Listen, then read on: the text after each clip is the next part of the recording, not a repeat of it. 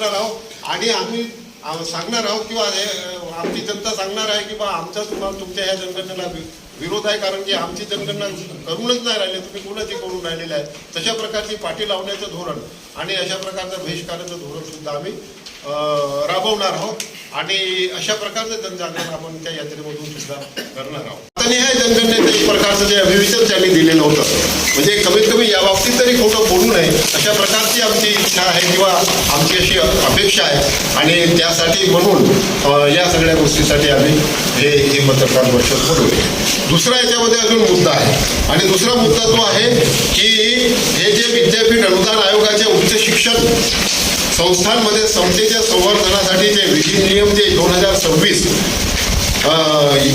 UGC 2012च्या समानतेच्या दिशानिर्देशांच्या नियमावलीची अंमलबजावणी होत नसल्यामुळे सर्वोच्च न्यायालयाच्या निर्देशानुसार 13 जानेवारी 2026 रोजी विद्यापीठ अनुदान आयोगाने उच्च शिक्षण संस्थांमध्ये समानतेच्या संवर्धनासाठीचे नियम 2026 हा अध्यादेश जाहीर केला आहे. तर खरं म्हणजे जातीय भेदभावाला आळा घालण्यासाठी, त्यांच्या तक्रारीची चौकशी करून त्यांना न्याय मिळवून देण्यासाठी शिक्षण संस्थांमध्ये समता समिती आणि तक्रार निवारण यंत्रणा स्थापन करणं हे बंधनकारक करण्यात आलेलं आहे. या समता परिषदेमध्ये अनुसूचित जाती, अनुसूचित जमाती, इतर मागासवर्गीय विद्यार्थ्यांचे प्रतिनिधित्व राहणार आहे.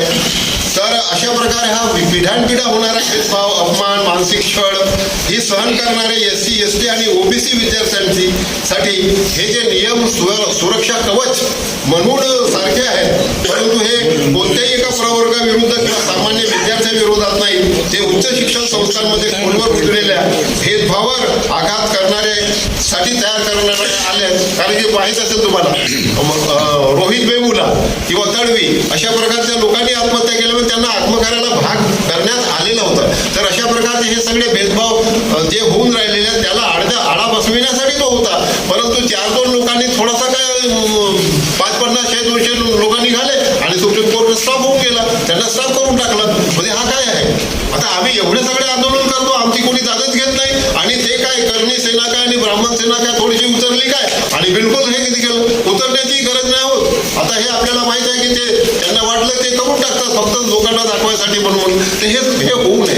कमीत कमी ह्या गोष्टी या UGCच्या संबंधामध्ये सुद्धा लोकांमध्ये एक प्रकारचा असंतोष आहे, जनगणनेच्या संबंधामध्ये सुद्धा लोकांच्या मध्ये असंतोष आहे आणि तो निश्चितच आता पुढे येणार आहे आणि आंदोलनाच्या रूपानं तो पुढे येऊ शकतो किंवा येईल. 1 एप्रिलपासून हाऊस लिस्टिंग, हाऊस सेन्सिंग यामध्ये नवीन प्रश्नामध्ये दिलेले 36 प्रश्न आहेत. त्यापैकी 12व्या प्रश्नामध्ये एक घराचा जो प्रधान असतो मुखिया त्याच्याबद्दल विचारलेला आहे आणि त्यामध्ये प्रामुख्याने SC आणि ST नेहमीप्रमाणेच प्लस अन्य इतर असं नमूद केलेलं आहे. त्यामध्ये OBCला नमूद केलेलं नाही. म्हणून आमची जी मागणी आहे जातीय जनगणना जर होत असेल त्यामध्ये SC, ST, OBC आणि इतर असे 4 कॉलम असले पाहिजेत. सरकारचं असं म्हणणं आहे, यामध्ये लोकसभेत सुद्धा प्रश्न विचारला गेला, शासन याच्यावर काही बोलत नाहीये की OBC का टाकलं नाही, परंतु असं म्हणतंय की आम्ही जातीय जनगणना करणार आहोत. म्हणून आम्हाला त्यांच्यावर काही विश्वास नाहीये. जर का इतकी मोठी जी हाऊस लिस्टिंग आहे ज्यामध्ये इतके चांगले प्रश्न आहेत, महत्त्वाचे प्रश्न आहेत, यामध्ये जर का OBC नसेल तर पुढची जनगणना जी इम्पेरिकल होईल याची खात्री नाही, खरी होईल की याची खात्री नाही. म्हणून पूर्ण महाराष्ट्रभर, देशभर आंदोलनाला सुरुवात झालेली आहे. यामध्ये काही नागपूरला बैठका झाल्या. नागपूरला आता एक मोठा धरणे आंदोलन होत आहे विदर्भस्तरीय आणि त्यानंतर प्रत्येक जिल्ह्यांमध्ये धरणे आंदोलन होतील. ही तारीख आहे 5 तारीख. 1 तारखेला नागपूरला धरणे आंदोलन होत आहे आणि आपल्या भंडारा जिल्ह्यामध्ये 22 तारीख जवळपास 21 किंवा 22 तारखेला भव्य महामोर्चा होत आहे. आणि यानंतर भंडारा असेल किंवा पूर्ण विदर्भ असेल, खासदार साहेब आहेत त्यांच्या माध्यमातून दिल्लीत सुद्धा या बाबतीमध्ये परिषद असेल, खासदारांना भेटणं असेल, लोकसभेत प्रश्न मांडणं असेल, अशा पद्धतीची गोष्ट होणार. सहभाग नाही अशा पाट्या आम्ही लावतो. एक प्रकारे OBC क्रांती मोर्चाच्या माध्यमातून आपण बहिष्कार हा पाठी लगाव मोहीम चालू केली होती 2020 मध्ये. त्याच्यामध्ये तुमच्याच सर्व पत्रकारांनी आम्हाला त्या बहिष्काराला चांगलं समर्थन दिलं होतं आणि त्याची एक पावती म्हणून पेपरमध्ये पण आहे बातमी, सर्व पेपरमध्ये बातमी. तर ह्याच पद्धतीने आम्ही जर जनगणनेमध्ये कॉलम जर येणार नाही तर मग आम्ही याच प्रकारे आपल्या प्रत्येक OBCच्या घरावर असे सकल मोर्चा म्हणून पाठी लावू का OBCच्या कॉलम नाही तर जनगणनेमध्ये आमचा सहभाग नसेल आणि OBC म्हणून त्याचा विरोध करणार नाही पण सहभाग नसेल की हे करणार नाही OBC जनगणना. त्यांचं असं म्हणणं आहे की सेकंड टप्प्यामध्ये जनगणना करू, परंतु इतके मोठे प्रश्न जर जातील आमच्या हातून तर पुढे जाऊन धोका होऊ शकतो, एम्पिरिकल डेटा भेटणार नाही.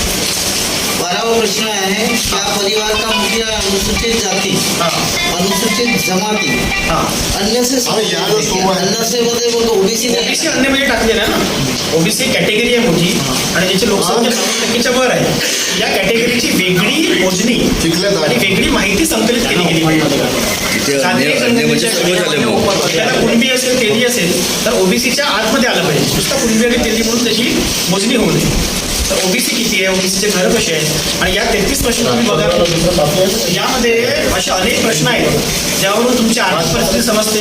आणि इथे पण जनगणना होतोय मित्रांनो. म्हणजे याच्यात काय आहे, एक प्रश्न आहे, परिवार में सामान्यतः रहने वाले व्यक्तियों की कुल संख्या. म्हणजे तुम्ही एक परिवाराचा मुखिया पाहताय, त्यानंतर त्याच्या घराची संख्या विचारताय. जेव्हा सगळेच घरं कव्हर होतील तेव्हा लोकसंख्या पण कळेल भारताची पूर्ण. आणि त्यामध्ये जर ओबीसीची संख्या कळली तर त्यासाठी ओबीसीचा फायदाच आहे.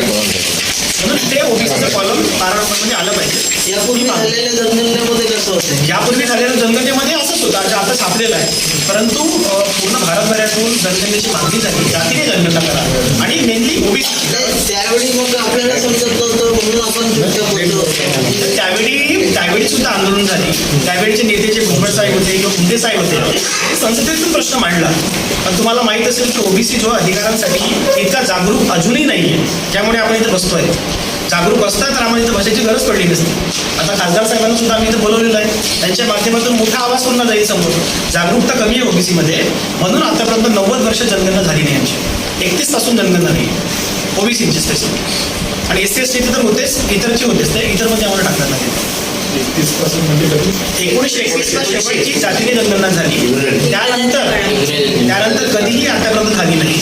आणि 2011ला काही डेटा संकलित करण्यात आला, तो डेटा बाहेर काढला नाही, कारण त्यामध्ये फार चुका आहेत असं दाखवलं. पण यावेळी 3दा यांनी पलटी मारलेली. 18ला म्हटलं या सरकारने, राजनाथ सिंगांनी की करू, मग अजून मला वाटतं 19ला म्हटलं करणार नाही, आता 25ला पुन्हा म्हटलं करू आणि 26ला असं दिसतं की करत नाही. हम सब ओबीसी के लोग हैं और ये देश में 50% से भी ज़्यादा हमारे लोग हैं यहाँ पे, लेकिन हमारे ऊपर भारत जब से स्वतंत्र हुआ है तब से हमारे ऊपर अन्याय होते आ रहा है. अभी सत्ता पक्ष ने, सरकार ने बोला है कि जातीय जनगणना करेंगी, लेकिन प्रश्न ये है कि उन्होंने जो राज्यपत्र निकाला है उसमें ओबीसी का कॉलम ही नहीं है. अगर ओबीसी का कॉलम भी नहीं है तो फिर हमारे साथ अन्याय है. हमारी जनगणना ही नहीं होगी, हमारी गिनती नहीं होगी. और अगर हमारी गिनती नहीं होगी तो कहाँ से फिर जातीय जनगणना होगी और हमारे को न्याय कैसे मिलेगा? किसी भी चीज़ में संविधान के तहत यहाँ पे हमारा जो हक बनता है वो हक ही छीनने का काम ये सरकार कर रही है. तो उसके लिए आने वाले समय में हम धीरे धीरे एक एक करके बंद मुट्ठी बन रही है और ये बंद मुट्ठी का आवाज़ तो सरकार को दिखेगा ही दिखेगा. वो चाहे संसद में हो वहाँ पे लड़ेंगे, चाहे असेंबली में वहाँ पे लड़ेंगे, या हर गांव में, हर जिले में हम लोग यहाँ पे लड़ने के लिए तैयार है और हम आने वाले समय में ये करके दिखाएंगे. लेकिन जैसे झारखंड